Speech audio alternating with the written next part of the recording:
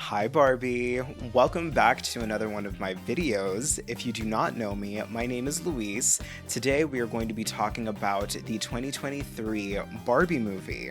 This was a moment in time. The marketing for this movie was on another level, and the hype for this movie was literally a social phenomenon.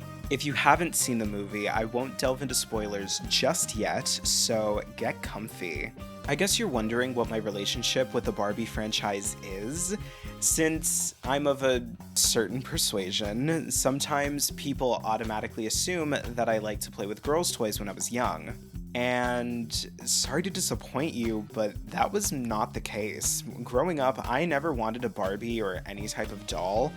I never felt a yearning to play with girl toys. It wasn't even because of misogyny, trust me. The kid I was, if I wanted a doll, I would have clamored for one unapologetically. However, as years went by and I grew up having many feminine friends, they would talk about the animated Barbie movies and how good those were. Also, talk on social media about the really important lessons people have learned from watching those movies. Also, third wave feminism and the very recent attitude that embraces being a girly girl. Also, I will admit, I do watch just about everything Trixie Mattel puts out, and I've seen her video on the history of Barbie. I've seen other things on the history of Barbie, and I've gained more and more respect for this little piece of plastic. By the time this video is coming out, the era of the Barbie movie on the internet would have come and gone. But am I ever on time for trends? No, I'm not. As long as I'm doing this for free, this is what you get. But looking back on the marketing for this movie, it was something else. Mattel did the most with the marketing to get everyone hyped. There have been many kinds of collaborations like clothes, makeup, accessory, hair care, Crocs, ice cream, as well as the filters that everyone was using to say what kind of Barbie they were. Oh my god, I couldn't go on Instagram without seeing those filters. Also on TikTok, the AI filters that turn you into a Barbie doll, I don't think those were paid by Mattel, but I couldn't stop seeing them. My favorite ones were the ones done on pets because they either looked demented or extremely provocative.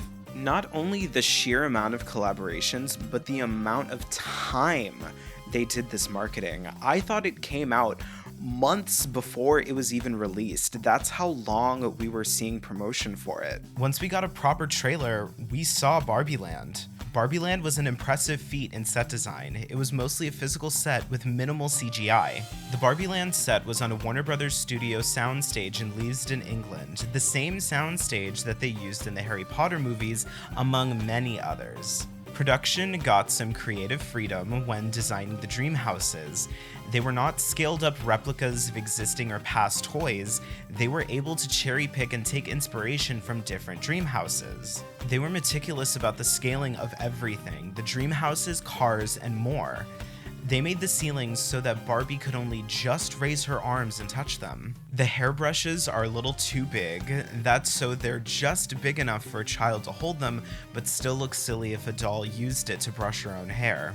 Barbie's car is a bit oddly sized to where she is just a little too big for the car, just like an actual Barbie doll.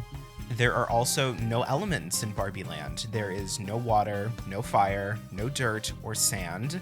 The waves in the beach are all made of plastic, and the sand is a fake pale pink.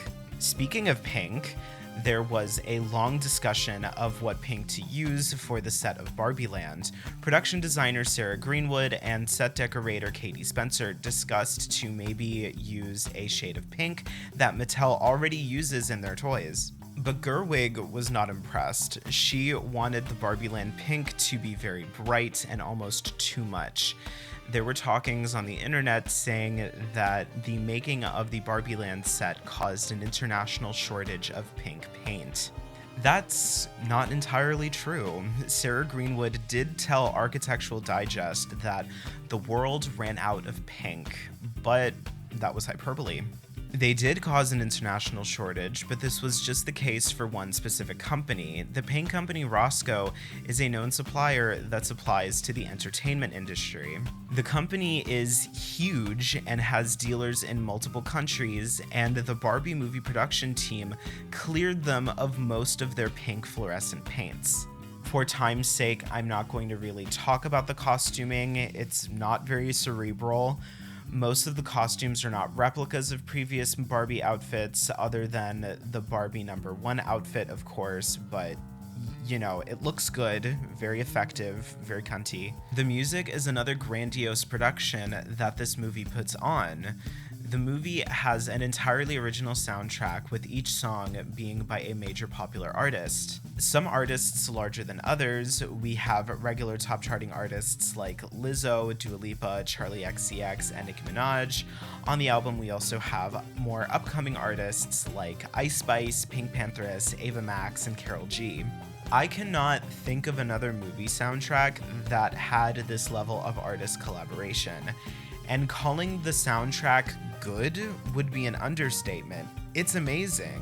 These were songs that were originally made for the movie and were also released before the movie to promote the movie's release.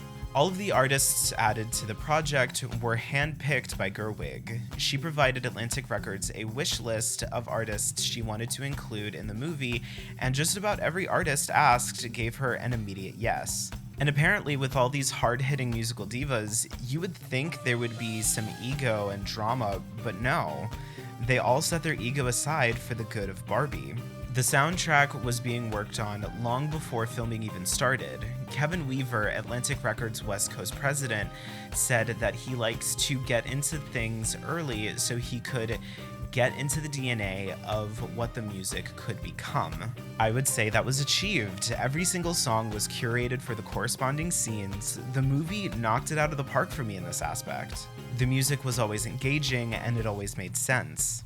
Now, let's get on to the strange phenomenon in the, I think, 2 months leading up to the movie's release. Oh yes, I am talking about Barbenheimer. I honestly did not see the hype for Oppenheimer. I'm not a Christopher Nolan fan.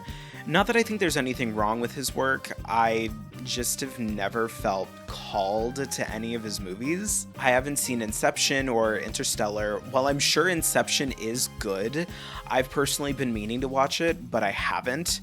Also, the Batman movies he's made, I think I might have seen both in passing. I just vaguely remember the really heavy tone and how visually dark they were. Also, some lines Heath Ledger's Joker had said. That's about it. I'm not keen on historical dramas either, so I found myself scratching my head over the amount of hype Oppenheimer was getting alongside Barbie. But I guess I can understand how people found the movie to be a refreshing change, since it was a quote-unquote original story that's not attached to a franchise in the seemingly never-ending sea of remakes, spin-offs, and sequels that have been coming out in the past few years. Because it was coming out on the same day as Barbie, it particularly sparked this divide on the internet of Barbie versus Oppenheimer. Many people found it hilarious that such tonally and stylistically different movies were coming out on the same day, and some wanted to see both just because they thought it would be funny. Thus, we have the birth of Barbenheimer. People were either genuinely excited about both movies, or they just wanted to see them both in coordinated outfits for social media content, which I think the latter is more the case. How it ended up being was that opening weekend, Barbie blew Oppenheimer out of the water, and there are definitely people who counted Barbie out, scratching their heads on how such a film would do so much better alongside a Christopher Nolan film, but these people just underestimated the power of the female dollar. Also, blatant misogyny was a factor of the Barbie counterculture. Greta Gerwig, a director who is famous for her feminist take on her adaptation of Little Women, wanted to make Barbie a feminist movie. This, of course, pissed off many conservatives and outright people who find meaning in making reaction content to anything liberal. Like all of these incels and male podcasters, making content about how if men watch the Barbie movie, they're betas. We even have this clip of a pastor smashing a Barbie dream house with a baseball bat. Another controversy was that a trans woman was playing one of the Barbies. As we go into the overview, for brevity and specificity, when talking about the different Barbies and Kens, for stereotypical Barbie and Ken, I will simply call them Barbie and Ken. For other Barbies and Kens, I will simply refer to them as their profession and Barbie or Ken. The only significant Barbies in the movie that I need to point out individually are Weird Barbie and maybe President Barbie. For the Kens, the only Kens that I really talk about is this one, and I'm going to refer to him as Rival Ken. So, in the beginning, we have girls playing with baby dolls, and these girls have grown so weary of their uninteresting, sad baby dolls. But then Mattel came and gave the world Barbie, and the doll industry changed forever. We have now gone into the plot of the story, which follows Barbie. We see all the Barbies and Kens living in Barbie Land, where Barbie has a perfect day every day. Now Ken, on the other hand, only has a good day when Barbie gives him the time of day.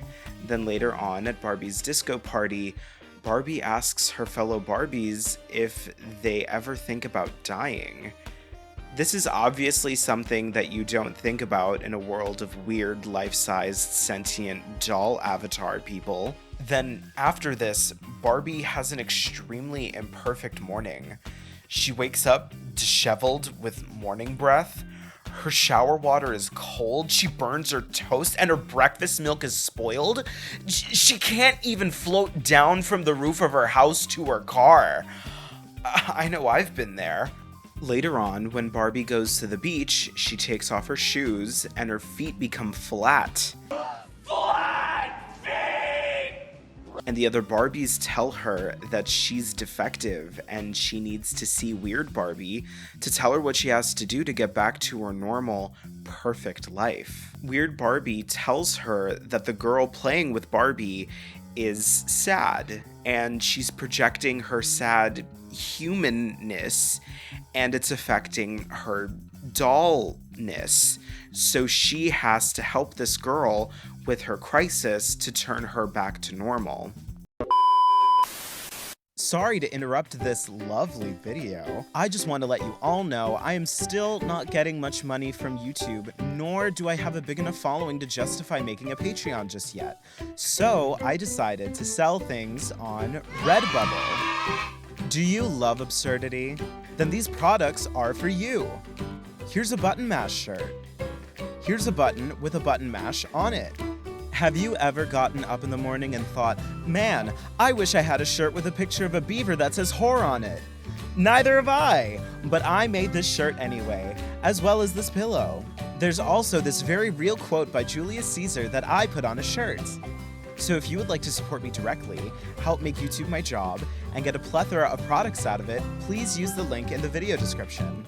If none of these products interest you, but you still want to give me your support, my Venmo is also listed in the video description. Now back to our regularly scheduled programming. Now here is where I'm going to talk about the plot in full, so if you have not seen the movie, feel free to click off now. So the premise of the movie is a little shaky. We have a barely understandable conflict to start the adventure, which everyone saw coming from the trailer. We have Barbie and Ken going to the real world and see how different the real world is compared to the matriarchy of Barbie Land. One thing that I found interesting was that the Barbies and Kens live in ignorance of how women in our world are still very much oppressed and objectified and don't hold much power in our society. However, Ken feels right at home. He feels empowered. He feels as though he can do anything. He goes to a hospital asking if he can conduct an operation simply with the qualification of being a man. As Ken does this, Barbie starts looking for the girl who is playing with her. Barbie sees visions of this girl and she sees the school she is going to. She finds the girl, Sasha, and she is met with ridicule and disdain. Barbie believes she is what Mattel markets her as, a feminist, a woman who stands for all women, someone who can do it all, has been in every field imaginable, and has done every job to inspire women. Barbie was expecting gracious thank yous and big hugs, but Sasha saw her for all the things that feminists have been critiquing her for since she first went on the shelves. Unattainable beauty standards, consumerism, planetary damage due to consumerism, and sexualization of women. Also, how Barbie can alter a girl's sense of worth, and on top of it all, Sasha calls Barbie a fascist. Mattel hears that a Barbie is walking around LA, and they send agents to get her. She gets to Mattel, and she finds it odd how they don't have any women in charge. All of the people at the top are men. They want to put her in a box and ship her off to Barbie Land without fixing her issue. She sees through that and she makes a run for it, and she meets the actual woman who's playing with her, Gloria, Sasha's mother. As they are being chased by Mattel, Barbie decides to go back to Barbie Land since Mattel wouldn't be able to easily follow. They arrive in Barbie Land, and Barbie notices that something is off. She noticed that the Kens have taken over and have brought patriarchy to Barbie Land, or at least what Ken perceived patriarchy to be, which was men in power, horses, beer, and fur coats. Barbie sees that the other Barbies have been brainwashed and are now subservient to the Kens. Ken stole her house and made it into a Mojo Dojo Casa house. Now Barbie, never really having a problem in her entire life, buckles under the pressure and tells Sasha and Gloria to leave Barbie Land. Then the resistance of Barbies, led by Weird Barbie, comes in and takes Barbie to shelter at Weird Barbie's house. The resistance is comprised of all discontinued dolls such as Sugar Daddy Ken, Earring Magic Ken, Growing Up Skipper, Barbie Video Girl. They also have a brainwashed Barbie that they are trying to unbrainwash. Gloria and Sasha are on their way back to the human world. They find Alan stowing away in their back seat, and they run into construction Kens building a wall to keep people from leaving what is now Kendom. Sasha has a sudden change of heart and says she and Gloria should go back and save Barbie Land. They go meet Barbie at Weird Barbie's house. Gloria asks Barbie what is wrong. She essentially tells Gloria that she is having an identity crisis. She doesn't feel like she's pretty enough to be stereotypical Barbie, and she feels like that is all she can offer since she's not the president, not part of the Supreme Court, not a Nobel Prize winner, etc. Then Gloria goes on a very on-the-nose rant on how difficult it is to be a woman under patriarchy. Then author Barbie, who was brainwashed, now snaps out of it.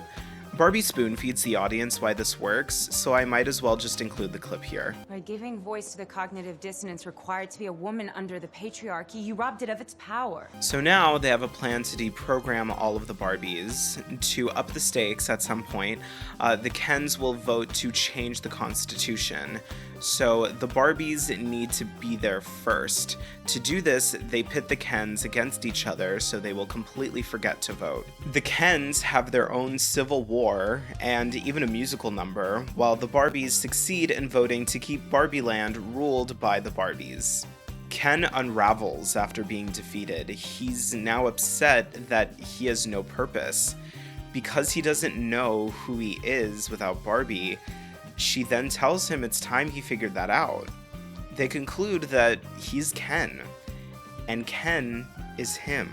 Then Mattel comes in and suggests that Barbie Land should be returned to how it was. The president suggests they don't do that. Gloria pitches Ordinary Barbie to the CEO. They think it's going to make money, so they go with it. They are about to close the portal between their worlds, but Sasha asks the CEO, "But what about Barbie? What's her ending?" She doesn't want to live happily ever after with Ken because she doesn't love Ken. Then the ghost of Ruth Handler comes in and says that she made Barbie so she wouldn't have an ending. Barbie tells Ruth that she doesn't feel like Barbie anymore. She then goes with Ruth and they have this moment. Barbie talks to Ruth in this liminal space and they have this existential talk about being a woman, and Barbie asks Ruth if she can become human. Ruth says, "You don't need my permission for that, sweetie." Then we have a heartfelt montage of womanhood along with that Billie Eilish song. Now that Barbie is a human, she triumphantly goes to the gynecologist. Okay, so looking back, this is a pretty shaky plot with a ridiculous premise, but this is a movie about a human-looking Barbie and Ken walking around our world. That premise is already ridiculous. But I was still entertained by it because I was the target audience for this film. This film was for millennials and Gen Zs who are chronically online. In the months leading up to its premiere, Barbie was marketed as a feminist film. They got Greta Gerwig to direct the film because they wanted her take on how the film should be. There was so much fuss and controversy about this film being such a boldly feminist film, and this was a movie catered to the woke left. But with this said, it fell flat as a feminist film. I will say it is unfair to expect one movie to encapsulate all of feminism.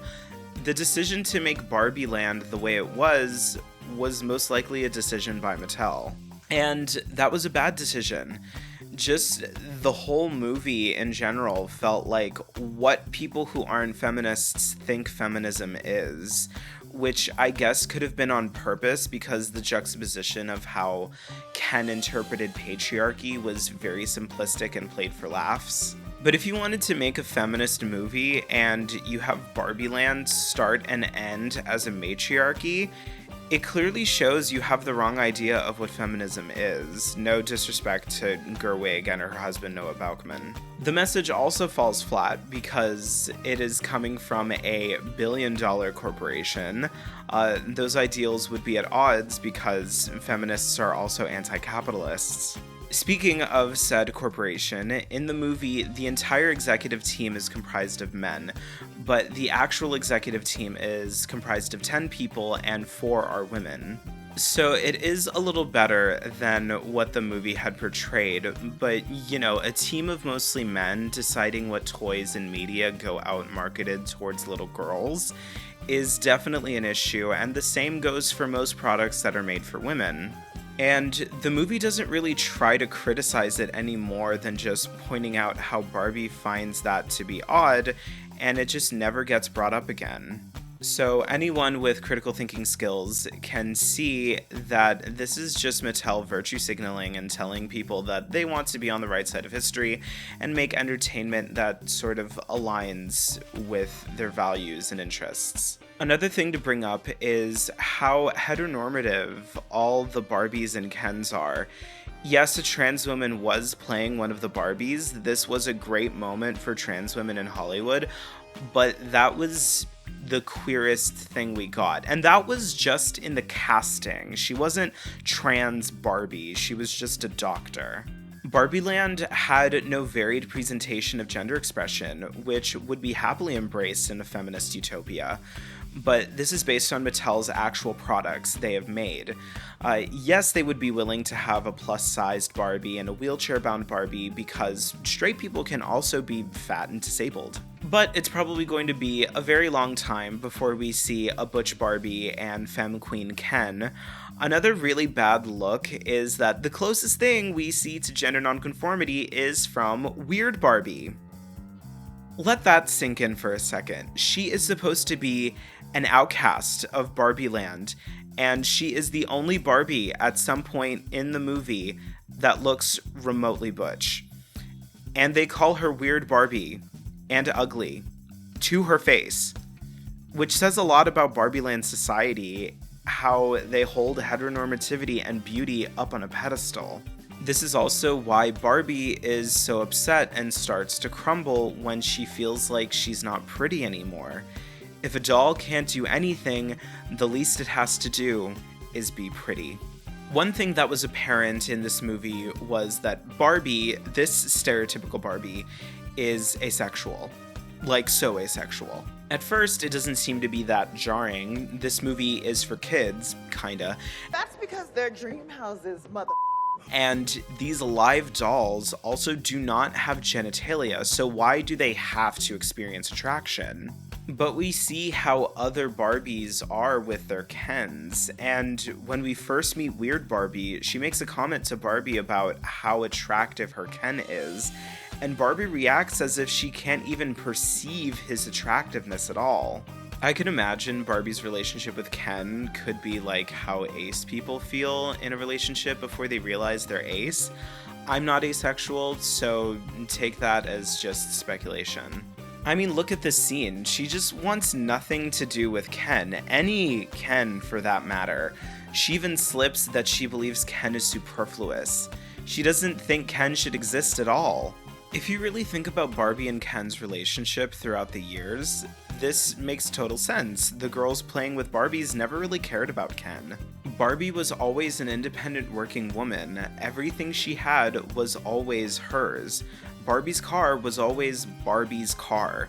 She and Ken were never canonically a married couple. Her dream house was always her dream house, and I guess if you wanted it to be implied, Ken would squat on occasion, but Ken didn't own a damn thing in that house. They even played with this concept in the movie. Sasha asked Barbie where the Kens lived, and she had no idea. I have a chilling image in my head of all the Kens just going to the outskirts of Barbie Land once the day ends. They all huddle and power down like animatronics and just stand there waiting for the next day, waiting for a new chance at Barbie's validation. But anyway, this could also just be Compet and Barbie is a lesbian, because there was way more energy between Gloria and Barbie than there ever was with Barbie and Ken. I swear to God, just about everything I pick, something can be read as Compet. I'm not doing it on purpose, I swear. This movie portrays masculinity in a campy way, which makes sense. Barbie Land itself is very camp. The colors are vibrant, they have jobs that aren't real, they party every day and drink from glasses that have nothing in them.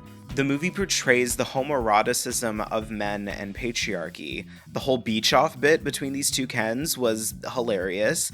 The whole number that the Kens have, I would arguably say that this movie wanted to say something about men just as much as it did about women. That's why Ken kind of steals the show. It makes sense. You can't have a surface level feminism movie without bringing up men. But the thing about Ken they wanted to say was that men care too much about what people think of them, and they're seeking validation from everyone but themselves. Ken throughout the movie is completely driven by getting Barbie's attention or seeming cool to rival Ken. In the beginning, the narrator says that Ken doesn't have a good day unless Barbie looks at him. In the end, Ken admits he only did this for Barbie, and the only reason he went with her to the human world was because rival Ken egged him on. Throughout the movie, Ken doesn't make a single decision for himself. But in the end, he realizes that his association of Barbie shouldn't define him or how he views his worth. The same goes for how his peers view him. It is no secret that Barbie is remarkable. She has done every job imaginable. She has been president several times. She was an astronaut 13 years before an actual woman was sent to space. Barbie was the original girl boss. With that said, in modern America, there really isn't a career field that is entirely out of reach to women. There's still progress to be made, we still live in a patriarchy, but women have freedoms today probably beyond the wildest dreams of probably even Ruth Handler, the very woman who made Barbie. So you get girl bossing in our capitalist society and end up with a lot of overwhelmed women who feel like they have to do it all. They feel like they have to be able to please everyone. So in Barbie, you have Gloria, this woman working in corporate America, working to make the doll of the most remarkable woman in the world, and she feels painfully unremarkable. So she draws the idea of Barbies who are average and unremarkable, since a doll is meant to inspire girls and put them at ease about certain life decisions. For so long, little girls needed the reassurance that it was okay to be ambitious, but now, in our current cultural climate with hustle culture, girls and women need the reassurance that existing can be enough. This is why, at the end of the movie, the act of Barbie going to the gynecologist was painted as a triumph that Gloria's family was proud of her for. Something as simple as going to the gynecologist can be enough of a win, because, you know, going to the gynecologist is very important. If you have a vulva, this is a reminder to go to a gynecologist. What Barbie says for women is that they don't need to be remarkable. They can just exist, do their best, go about their days, and that can be enough. With all this said, why did Barbie decide to become human in the first place? She had everything she ever wanted in Barbie Land. She had a perfect day every day. She started her journey wanting desperately to return to her perfect life, but decided at the end of the movie she didn't want that. Why? In the first act, when Barbie is trying to sense who we now know as Gloria, she sees a different glimpse of the world that she hasn't seen yet. She sees a little girl happily playing with her dolls along with her mother. She sees how that little girl grew up and bonded with her mother to then become a teenager and not be as close with her mother. So far, Barbie has only been catcalled and objectified by the men in our world. What she saw in those visions were sweet and bitter moments that life can offer. And this brings her to tears. She is seeing the beauty in the nuance of our world, in the nuance of life. She sees the people around her and she notices that not everything around her is perfect. She looks out and sees a couple arguing, children playing, and another couple laughing with each other. Barbie then turns to the old woman next to her and tells her that she is beautiful. And the woman proudly retorts, "I know it." This was a pretty controversial scene. Many did not understand the meaning and significance of this scene. It was even going to be cut from the final edit. But Gerwig stood her ground to keep it in, and I'm so glad she did, because if she didn't, the ending wouldn't have made any sense. Barbie, at the end of the movie, embraces mortality and sees the beauty in change and being imperfect. And I don't think this scene is as much about womanhood as it seems. This is because Barbie has always embraced her womanhood. I mean, for God's sake, she lived in a matriarchy her whole life. I definitely think it is still about womanhood, but I would say it takes a secondary position to mortality.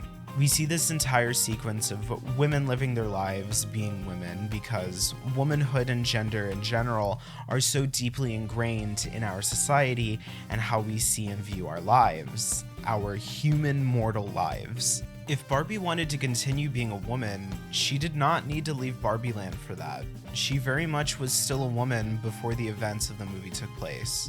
To be a real woman, she would have to leave her immortality behind.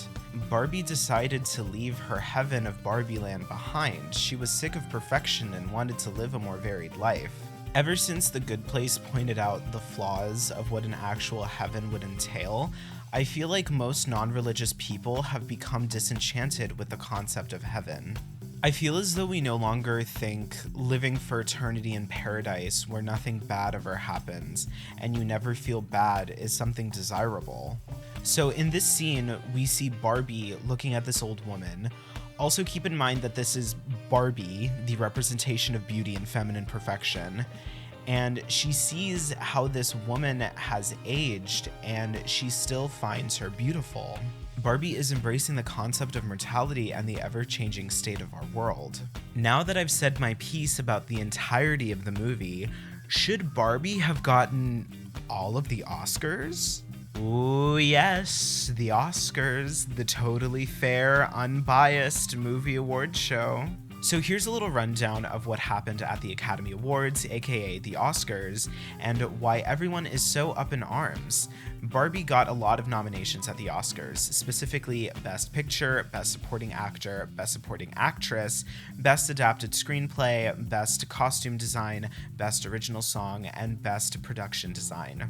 People were furious that Margot Robbie was not nominated for Best Actress, nor Greta Gerwig for Best Director. Everyone was saying that they got snubbed at the Oscars. I think the outrage on paper is understandable. The biggest movie of the year breaks the record as top grossing movie ever, and the leading lady and director don't even get accolades. I will say it is pretty messed up that Greta Gerwig didn't even get nominated because she literally made the movie, she co-wrote and directed it. The movie wouldn't have been the same without her input. Though for Best Director, Gerwig was up against other women. There is this unwritten rule in award shows that there can only be one woman or person of color in each category. Unfortunately for Greta Gerwig, Justine Triet also did a great job directing Anatomy of a Fall. So there wasn't any room for Gerwig in the category.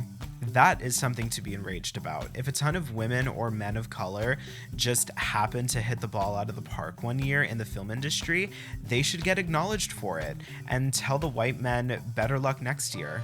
I will say though, I'm not that broken up about Margot Robbie. I'm sorry, I just gotta say it. Ryan Gosling stole the show. For God's sake, he even had his own number. Margot Robbie is amazing and she was great as Barbie, but the role itself was nothing special. The movie might as well have been called Ken and Barbie, but that is not Margot Robbie's fault. It's Greta Gerwig's fault. She made Ken too big of a character and he outshined Barbie. I think Barbie would have been able to shine more if Gerwig was able to zero in on a real feminist message instead of a watered down version. Because like I said, you can't have a watered down feminist message without talking about men. So it's only natural that Ken would end up pulling focus in a story like this. But at the end of the day, if Greta and Margot had a problem with it, they can cry about it all the way to the bank. All right, thank you so much for getting to the end of the video. There are a lot more of you than the last time I uploaded. Thank you so much for giving my last video so much love. Welcome. This really means a lot to me. I hope to make YouTube my main job soon. Please like, comment, subscribe, share, all the things if you like this video, and I will see you in the next one. Goodbye. Be safe, my little feminists.